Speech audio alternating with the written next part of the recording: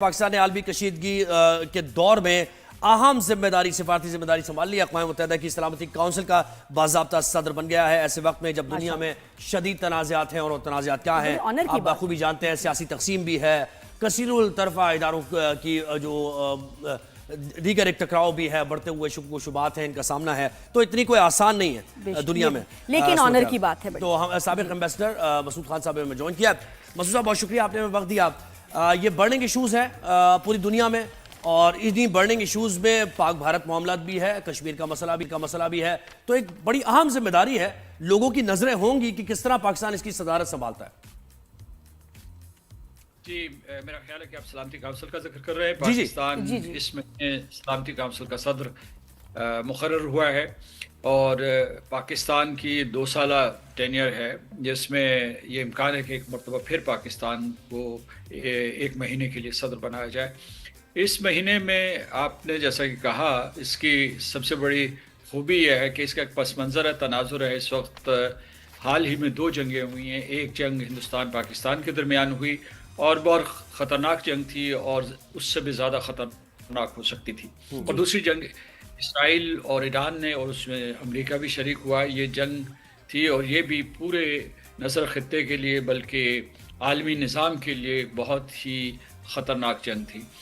ایسے تناظر میں پاکستان کو یہ قیادت کا رول ملا ہے، اور اس میں یہ ہے کہ یہ بھی آپ کو معلوم ہونا چاہیے کہ، اور سب لوگوں کو معلوم ہے کہ سلامتی کونسل میں داخل ہوتے ہی پاکستان کو 2 اضافی ذمہ داریاں دی گئی تھی۔ ایک ذمہ داری جو ہے، جو کاؤنٹر ٹیررزم کمیٹی ہے یا ٹیررزم کمیٹی ہے، اس کا نائب صدر ہے پاکستان، اور جو طالبان کمیٹی ہے اس کا صدر ہے۔ تو اس کا مطلب دہشت گردی کے خلاف جو بھی کارروائیاں کرنی ہیں اقوام متحدہ میں، اور خاص طور سے سلامتی کونسل کے حوالے سے، تو اس میں پاکستان کا ایک کلیدی کردار ہے۔ میں یہ بھی بتاؤں آپ کو کہ جب 2013 میں پاکستان کا اقوام متحدہ میں مستقل مندوب تھا، اسی طریقے سے ہمیں 2013 میں جنوری میں صدارت ملی تھی، اور اس وقت جو ہے ہم نے 2 چیزوں کے اوپر گفتگو کی تھی۔ ایک کہ پیس کیپنگ کو کیسے مؤثر بنایا جائے، اور دوسرا دہشت گردی کے خلاف کیا اقوام متحدہ کا لائحہ عمل اور کیا حکمت عملی ہونی چاہیے۔ تو اب دوبارہ جو اس مرتبہ صدارت ملی ہے، اس وقت جو مستقل مندوب ہیں، ان کا نام عاصم افتخار ہے، اس وقت میرے ساتھ تھے، 2013 میں وہ میرے ساتھ تھے، اور مجھے بہت خوشی ہوئی ہے کہ کیونکہ وہ بہت لائق ہمارے سفارتکار ہیں، تو ان کو یہ اعزاز ملا ہے۔ تو میں آپ کے اس پروگرام کے حوالے سے ان کو مبارکباد بھی دینا چاہتا ہوں۔ سر، آپ یہ بھی بتائیے گا کہ آپ کے خیال میں پاکستان کو سلامتی کونسل میں کون سے ایسے عالمی مسائل ہیں جن پہ سب سے پہلے توجہ دینی چاہیے اور ان کو حل کرنے کی کوشش کرنی چاہیے؟ جی میں اسی طرف آ رہا تھا، تو میں آپ کو بتانا چاہتا ہوں کہ اس مہینے میں پاکستان کی زیر قیادت جو ہے وہ پیسیفک سیٹلمنٹ آف ڈسپیوٹس، کہ کس طریقے سے مذاکرات کے ذریعے، گفت و شنید کے ذریعے عالمی تنازعات کو حل کیا جائے، نہ کہ جنگ کے ذریعے۔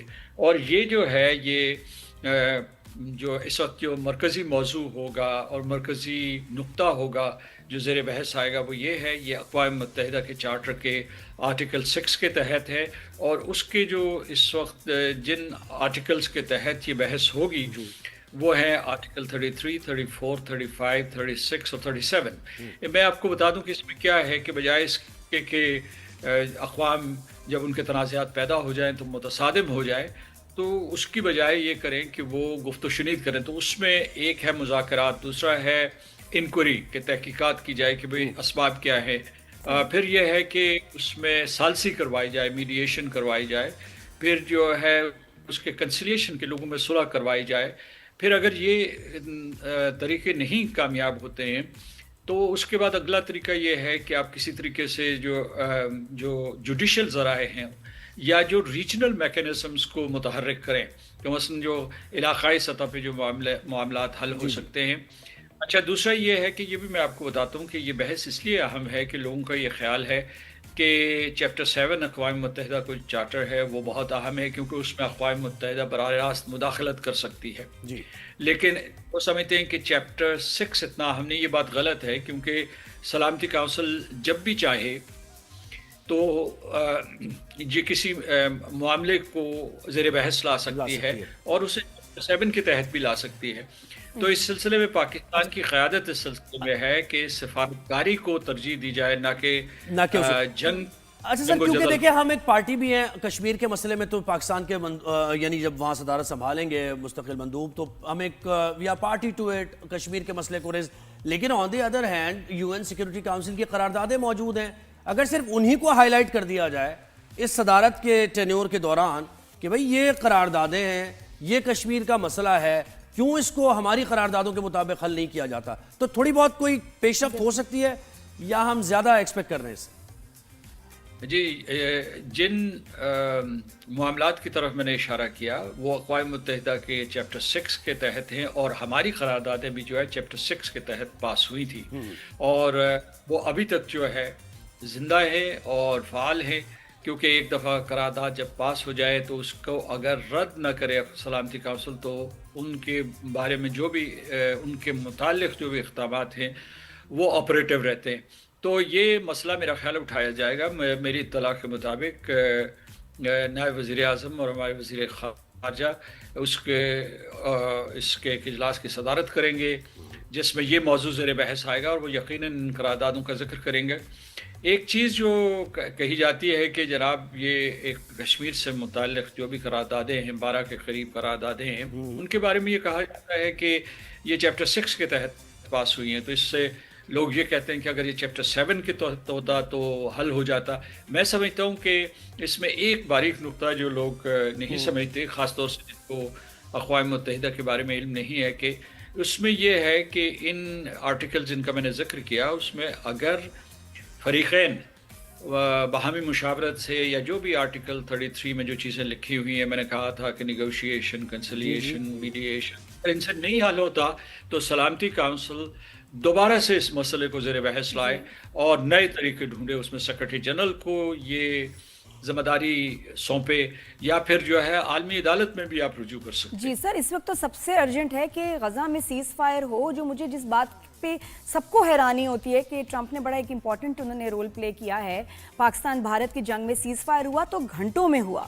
اسی طرح اسرائیل اور ایران کی جنگ میں ایک دن میں فیصلہ ہوا سیز فائر. جب یہاں غزہ کی بات آتی ہے، اسرائیل 60 دن کا ہو گیا. جی جی بالکل، صبح کی پیش رفت. اچھا صبح. تو میں جب خبروں میں سن رہی کہ جی ایک ہفتے کے بعد ہفتوں میں بات ہو رہی ہے تو بڑا دکھ ہو رہا تھا کہ یہاں تو صرف ایک ملک کو انسٹرکشن دینی ہے، ان پہ زور ڈالنا ہے. تو سیز فائر اگر ہو گیا اور یہ اچھا صبح ہوا ہے، جی 60 دن کے لیے وہ سیز فائر کا معاہدہ ہو، تو یہ رہنا چاہیے. اور مجھے ویسے لگتا ہے یہ تو پرولونگ ہونا چاہیے. بالکل ایسے ہی سیز فائر کیا ہے، اور پاکستان کو اس پہ جو ہے نا بڑے سیریسلی اس ایشو کو ہی ایڈریس کرنا چاہیے سب سے پہلے، کیونکہ وہاں تو قیامت ہے.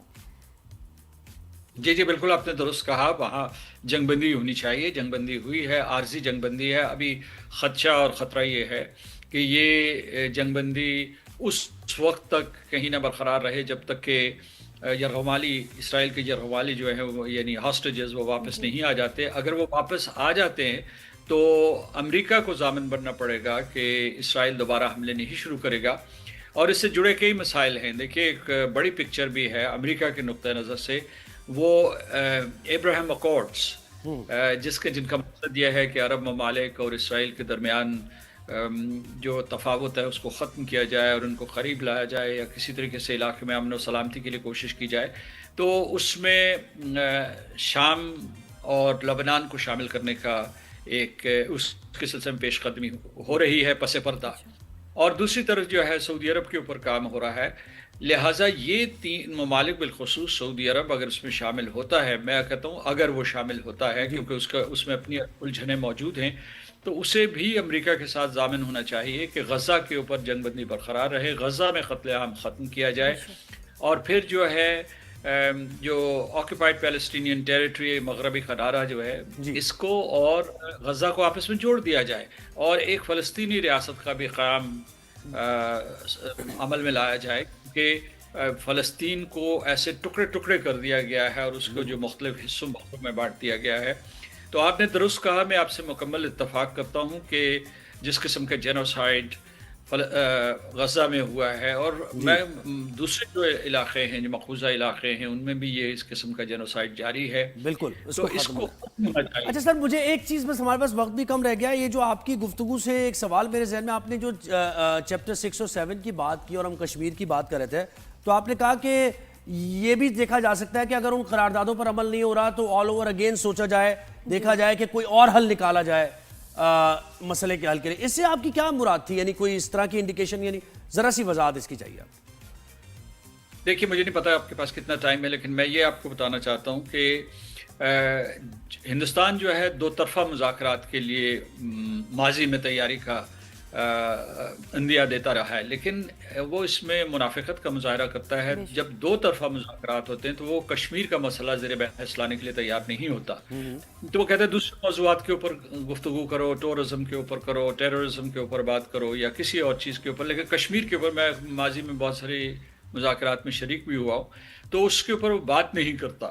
تو ایک تو یہ ہے کہ جو صدر ٹرمپ نے جو مئی میں پاکستان اور ہندوستان کے درمیان جنگ ہوئی تھی، اس کے بعد جنگ بندی کے بعد جو انہوں نے کردار ادا کیا، تو اس میں جو انہوں نے اعلانات کیے ان میں ایک یہ بھی تھا کہ وہ مسئلہ کشمیر کو حل کروانے میں مدد کریں. لیکن وہ ہندوستان تو پیچھے ہٹ گیا. تو ابھی جو آپ کے پاس عالمی سطح پہ ایک نئی پیش رفت ہوئی ہے کہ ایک مرتبہ پھر جو ہے کشمیر ایک بین الاقوامی مسئلہ بن گیا ہے، مسئلے کے طور پر سامنے آیا ہے اور بین الاقوامی ایجنڈے پہ آیا ہے.